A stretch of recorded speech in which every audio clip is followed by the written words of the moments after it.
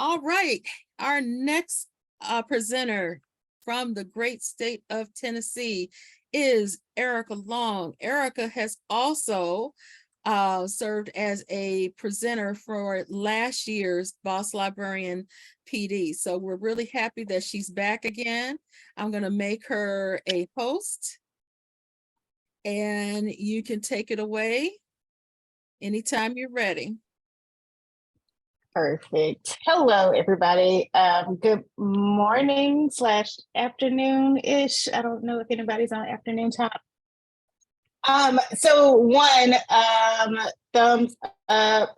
I guess we can do thumbs up, or let me know that you can hear me. Hey, my people that I see in the chat. I love y'all. Thanks for having me today. And then the other part is if you hear static, because I have my headset on and sometimes people can't hear me. Perfect. Great. All right. That's out of the way. So let me try pushing myself into presenter mode on my, oh, here we go. This is why. All right. I don't know why this worked yesterday and not today. Hang on with me just a second.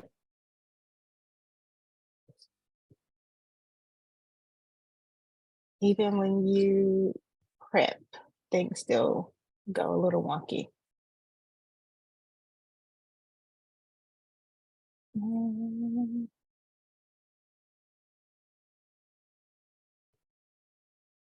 All right, somebody shout me out because I am having an issue with pop-ups that I did not have yesterday. So if you can help me navigate that, I'm happy to hear.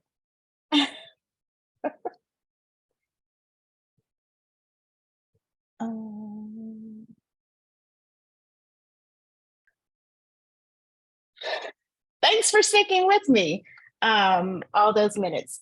I am going to kind of talk today a little bit about Free People Read Freely. And I'm sure you heard it.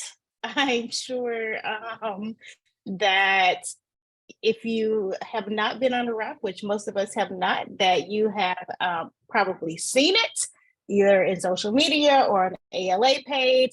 Samantha says it's the sign on their library door right now. So let's just see what it's about. I came up with this, so here's a little story for you. In June, went to ALA annual conference, and I can't remember if it was the first time I heard it there, but I was in this really emotional place because I was on the heels of hearing Dr. Ibram X. Kendi give his keynote at the rally, the Freedom to Read rally, and then Tracy Hall, the CIE, Tracy Hall, our executive director of ALA, came up again with some remarks, and one of the things that she kind of zoned in on was Free People Read Freely. And so I get out of there and I'm like reflecting with my friend that I went with, and I'm like really excited and overwhelmed and just going through this roller coaster of emotions. And one of them kind of like ended with, do free people really read freely? Because if they did, we'd be here talking about this and having this rally for the freedom to read. So let's just kind of get into how this started. I think they're out of order. So we're going to talk about what does it mean for, what does Free People Read Freely mean? What's the significance of the phrase or mantra, however you want to kind of call it? What's the librarian's role in making it a reality? And then what's going to be your commitment for this year to make that happen, right? But let's kind of go back to where this started a while ago. And I want to let you watch this video of Tracy Hall at Time 100 Gala when she gave her speech. If you can't hear it, let me know, and then I will post the link in the chat.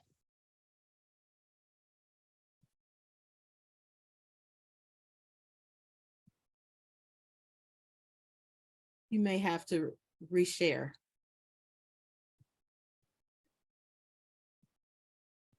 Okay.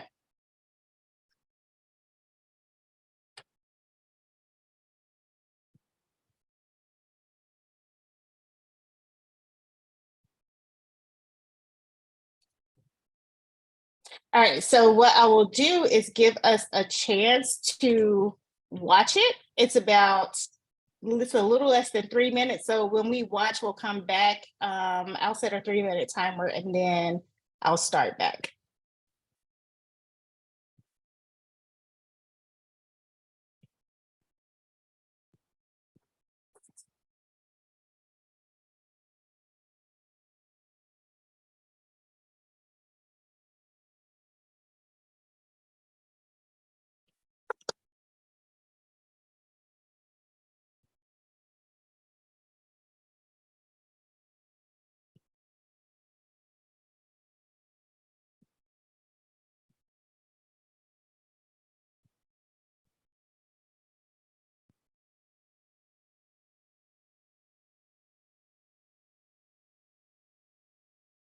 Yeah, it's not playing on our end. You have to toggle that. Oh, I put Okay. put it in the chat for everybody else. I just have it going for me.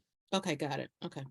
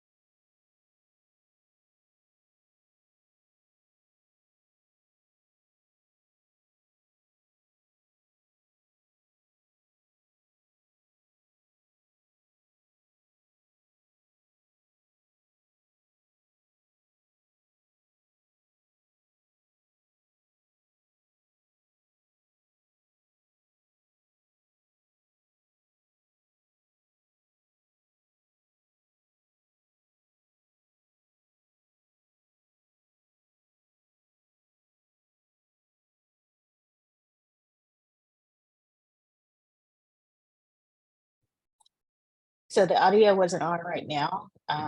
We have about 20 seconds left and I'm coming back.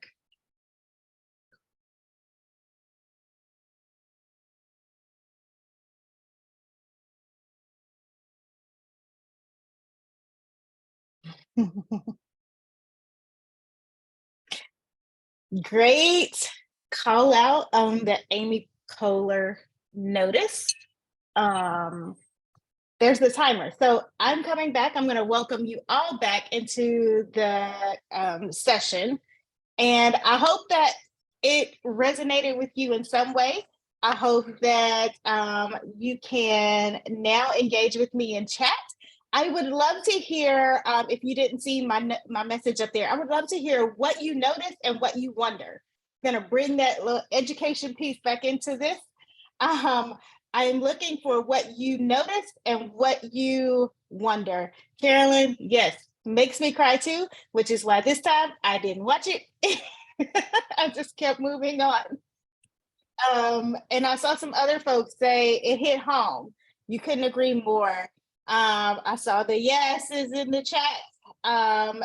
Amy Poehler, I love that they kind of panned to her, because if you actually go back to the Time 100 site where all of the speeches are posted, you can see why Amy felt really emotional in listening to Tracy speak. It gives a little background of how they first came to meet and prepare for this event. So I'm still watching. Now, I want to shift us ahead a little bit and ask the question, notice that she talked about prison libraries, which is really important when we're talking about free people reading freely. So what I want you to do right now is to think about what free people read freely mean. I don't want you to type it in the chat just yet. I want you to sit and let it just kind of sit in you and think about what it means. And then I want you to go ahead and type in the chat, but don't push submit. Don't push enter yet. I want us to do a cascade where I'll count down from 3 to 1. And when I get to 1, then we'll press enter and everybody's chat will be there. And we can just go through and read those. I do, as Julie said, want this to be a really affirming piece for us, which is why our last thing is going to be talking about what our commitment is for the year ahead. So yes, give you about 30 seconds to think about what does free people read freely mean? And then we are going to go ahead and start typing our responses in the chat.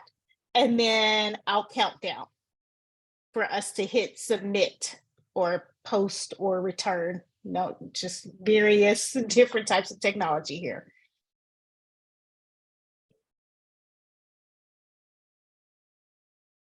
So about 10 more seconds.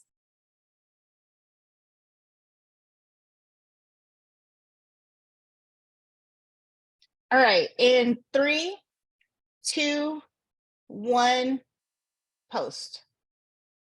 Oh my goodness. Look at all of y'all typing in this chat. So ones I want to call out that I see, like everyone can read anything they want, access without discrimination or curation, no banning of books, choice, teens, access, democracy, freedom to read without policing or policy, access for all. People who have true freedom have the ability to access and read all of these texts. I see somebody referencing mirrors, windows, and sliding glass doors by Rudy and Sims Bishop, and I know the previous presenter just talked about that as well. Everyone having access, right?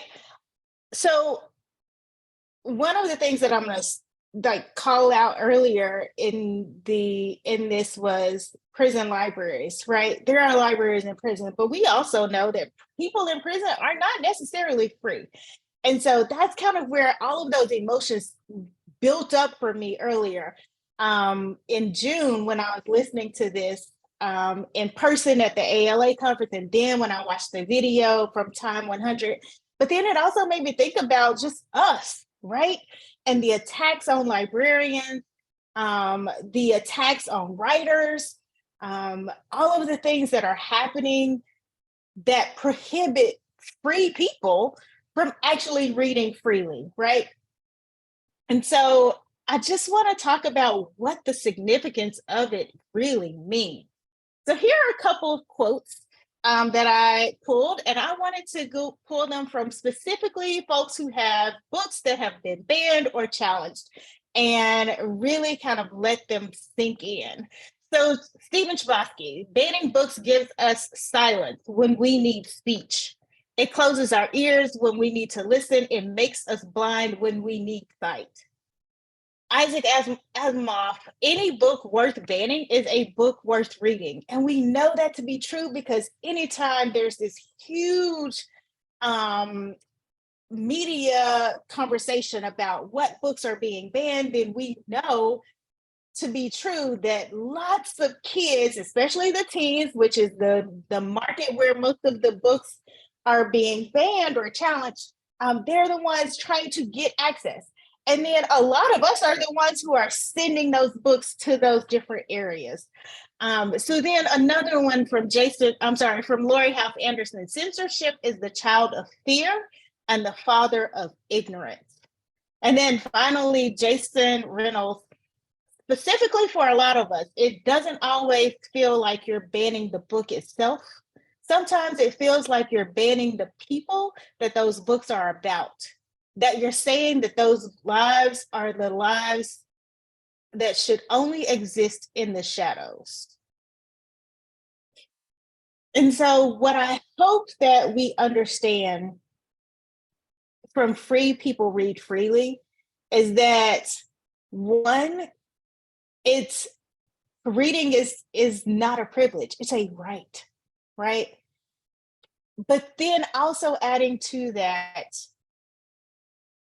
it's our responsibility, which goes next, where we're talking about next. It's our responsibility as librarians to make sure that our people have access, have the freedom to read what it is they're looking for. So what's our role in making this happen? So let's talk about what we already know. Common beliefs from AASL. Reading is the core of personal and academic competency. Intellectual freedom is every learner's right. What we know from the Library Bill of Rights, materials should not be excluded because of the origin, background, or views of those contributing to their creation. And this really hits home for me because we know from the statistics that over the past few years, we have worked really hard to push publishers to make sure that voices that have typically been marginalized are increased in those numbers of books that are published each year, right? But the irony is, while that's increasing, the number of banned books that are coming out each and every year, or challenged books that are coming out each and every year, are from those same marginalized voices that we've tried to increase the representation for. It doesn't go unnoticed, right? And then lastly, from PEN America, book bans impede the freedom to read, limiting students' access to a diversity of views and stories. So here's our responsibility as librarians, as educators. One, we cultivate that reading culture. This is not new, it's what we've been doing, it's what we're always gonna do, right? And then two, making sure we have that responsibility to make knowledge and ideas available. What does that mean? We provide access. Three, we empower learners to read widely and diversely. And then four, we advocate on readers' behalf, whether that's with our students, our learners, our readers, our teachers, our administrators, and beyond, right? But that advocacy can look how you want it to look. I was told a few months ago, excuse me, maybe it was even last year, like everybody doesn't want to be the people out in the front speaking at the meetings because sometimes that's a little intimidating, right? But that's not the only work to be done. The work can be when you see us post these links for change.org petitions or other petitions that come from maybe your ALA chapter, your state association, all of those things, like submitting those, taking those templates and then making them your own, that is still advocacy work. So let's talk about what your commitment will be this year. When you think about Free People Read Freely, if that's something that sits in your spirit and you are just all bubbly and some part of you is like, I have to do something, I have to make sure my kids have access, I have to make sure my kids understand that they have rights, what is your commitment this year? So here is a way that you can keep yourself accountable, the way that you can help others remain accountable. This is a vision board, and I will paste the link that you can copy it and edit and use for yourself. Maybe you want to tape it to your desk, or you want to post it on your school's maybe your school library services is like mine, and they have a group thread that they post resources to, or whatever. However you want to make sure that you're accountable, this is the way that you can do it. You can keep these kind of ideas and thinking about what you're going to do today, tomorrow, next week. When school starts, what's the priority and what's the reminder? Because sometimes the reminder is give yourself grace, right? Sometimes the reminder is this won't last always. But what are those things that can keep you going?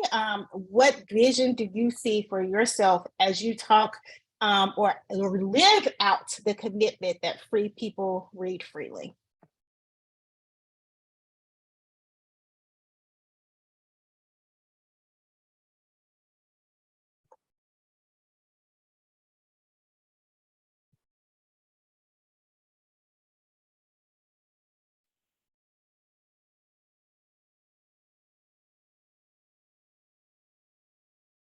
Yes, we definitely have to take care of ourselves and stay focused on our mission.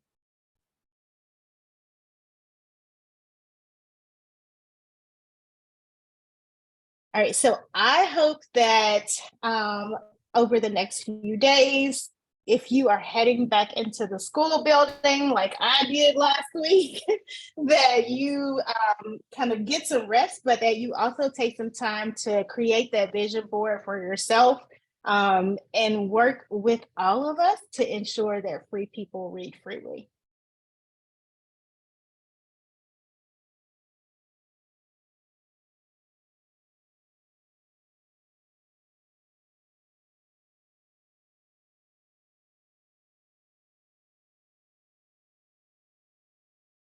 Ooh, I love this call out about not getting distracted by the noise, because everywhere you read about this, you will see that the vocal folks are a minority.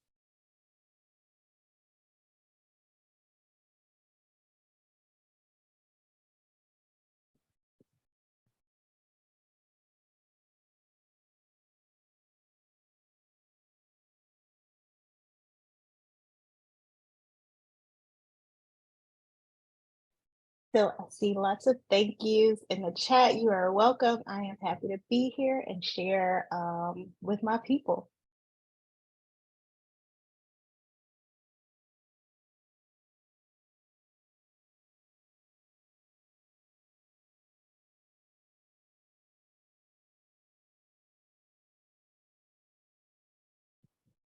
I do not see any questions in the chat.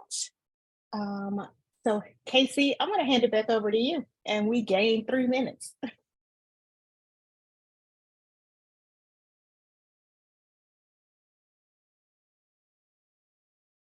Oh my You're goodness. Well, still on mute. thank you. That was really interesting. And we have to get, take charge in the fall. We really do, because if we don't, we're gonna have a whole lot of problems.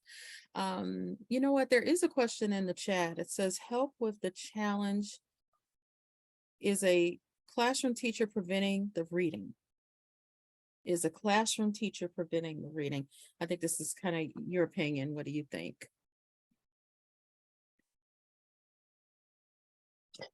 I don't know that I feel like there might have been a typo in it, or maybe I didn't read it right. Let me go back to it. Hang on.